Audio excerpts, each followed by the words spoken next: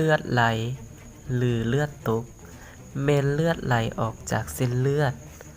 สามารถไหลออกทางในและ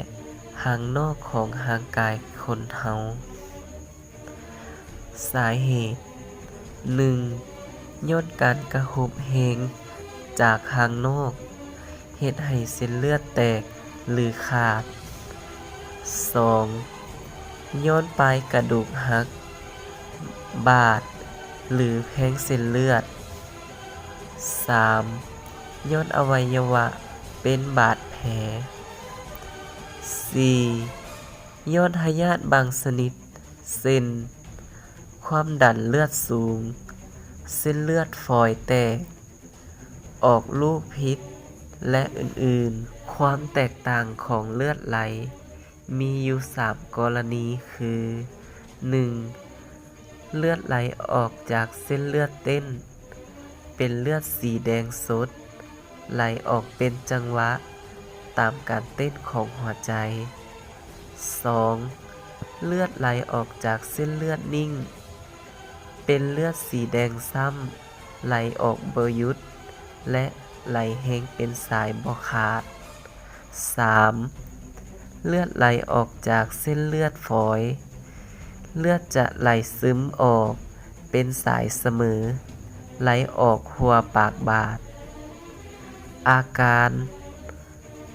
จะมีอาการวินหัวเมื่อยสั่นเนื้อหนังซุมเย็น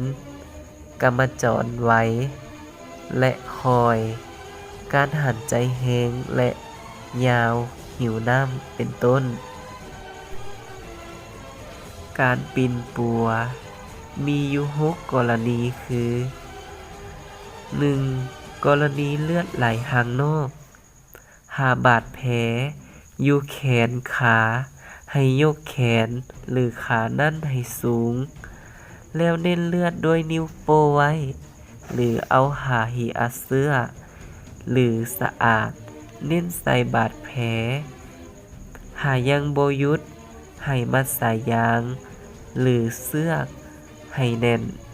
ประมาณ15-30 นาทีให้ไขยานหรือไม้ออกเทื่อหนึ่ง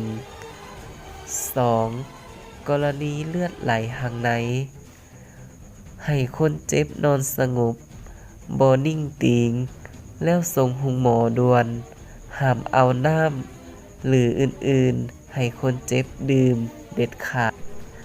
3. กรณีเลือดลิ้นออกให้เอาก้อนสำลีหรือผ้าอัดเสื้อหรือผ้าสะอาดเน้นใส่บนที่เลือดออกนั้นแล้วส่งโรงหมอ 4. กรณีเลือดไหลหลังลกแขวหรือหอนแขวให้เอาก้อนสำลีสะอาดยัดใส่บอนขุมหอนแขวนั้นและกัดไว้ 5. กรณีเลือดหูออกเอาสำลีหรือผ้าแสก้อนน้อยๆยัดเข้าหูแล้วส่งโรงหมอ 6. กรณีเลือดดังออกให้คนเจ็บนั่งลงและแงนหน้าขึ้นให้หันใจทางปากบีบดังให้2หูนั่นแนบติดกันแน่นสมควรประมาณ5-10 นาทีใส่ผ้าแพรซุมน้ำเย็นหรือหงน้ำก้อนปกเต็งใส่ดังหรือหน้าผากให้คนเจ็บนั่งอยู่ซื่อๆบ่ให้นิ่งติงหาเลือดยังบ่เซาให้เอาสำลียัดเข้า2หูดังให้หันใจทางปากแล้วส่งโรงหมอการตกเลือดภายนอกคือการที่มีเลือดไหลออกจากภายนอกให้จะแจ้งโดยผ่านทางผิวหนัง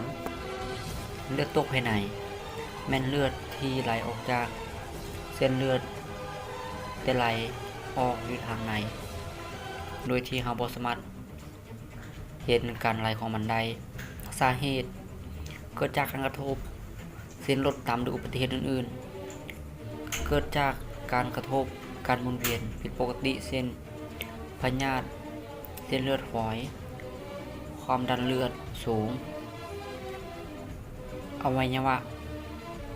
ทางในเป็นบาดแผลเช่นกระเพาะอาหาร เป็นบาดแผลลำไส้เป็นบาดแผล